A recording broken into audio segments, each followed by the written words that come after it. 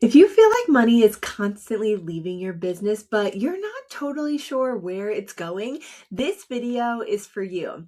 Today, I'm going to walk you through a simple expense checklist you can do in about 10 minutes using your bank statement. Because here's the truth, most business owners don't talk about.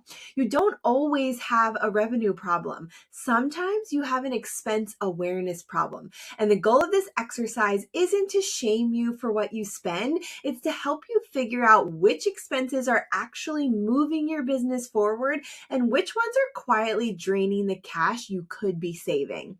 If we haven't met yet, hey, I'm Heather. I'm a photographer and I also teach small business owners how to understand and organize their numbers so tax season and money decisions feel a lot less overwhelming. And something I see all the time is business owners saying things like, I made good money this year, but somehow I still feel broke. And when we look closer, it usually comes down to expenses that started small and slowly piled up. Subscriptions, software, convenience spending, things we signed up for during busy seasons. So today, I want to give you a super simple system you can use to review your expenses.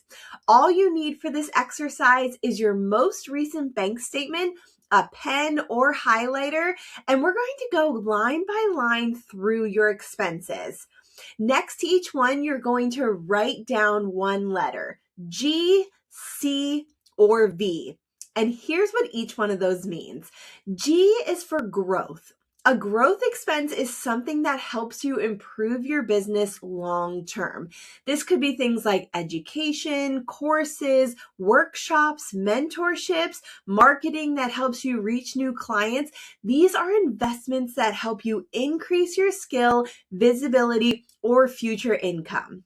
Now, the next one is C, and that is for client. A client expense directly supports the experience your clients have with you. These are things that help you serve the people who are paying you. For example, this is things like your client galleries, your client management software, editing tools, album companies, studio rentals, props, or supplies used during sessions. These expenses help you deliver your service well. And the last one is V, and that is for convenience. These convenience expenses are the ones that tend to sneak in quietly. Convenience spending isn't automatically bad, but it's a category that can slowly drain your cash flow if you're not paying attention. Examples might be extra software you rarely use, duplicate subscriptions, delivery fees or rush services, that coffee that you grab just on the way to a shoot or when you're editing, tools you bought during busy season and forgot about. Again, this category isn't about guilt, it's about awareness. Before we keep going, I want to mention that this video is brought to you by my free guide called 15 Business Tax Category Breakdowns. One of the things photographers struggle with most when they start preparing for tax season is figuring out how to categorize their expenses and income correctly. Inside the guide, I break down 15 common business tax categories photographers use, along with examples of the types of purchases that typically fall into each one.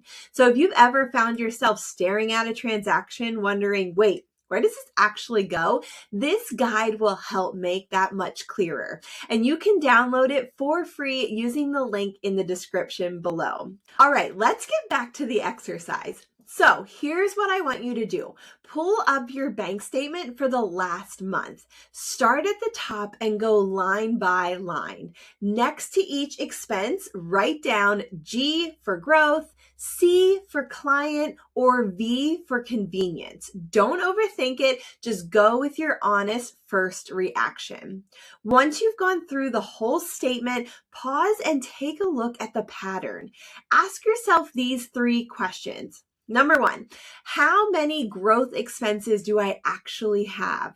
A lot of business owners assume they're investing in growth, but when they look at the numbers, it's actually pretty small. Second question is, are my client expenses aligned with the experience I want to provide? If your brand promises a luxury experience, your expenses should support that. If your business is built around simplicity, that should show up too. And number 3, how much of my spending falls into convenience? This is usually where the surprise happens because it's very easy to accumulate small monthly charges that feel insignificant until you realize they add up to hundreds or even thousands of dollars by the end of the year. And here's the important thing I want you to hear. The goal isn't to eliminate every convenience expense.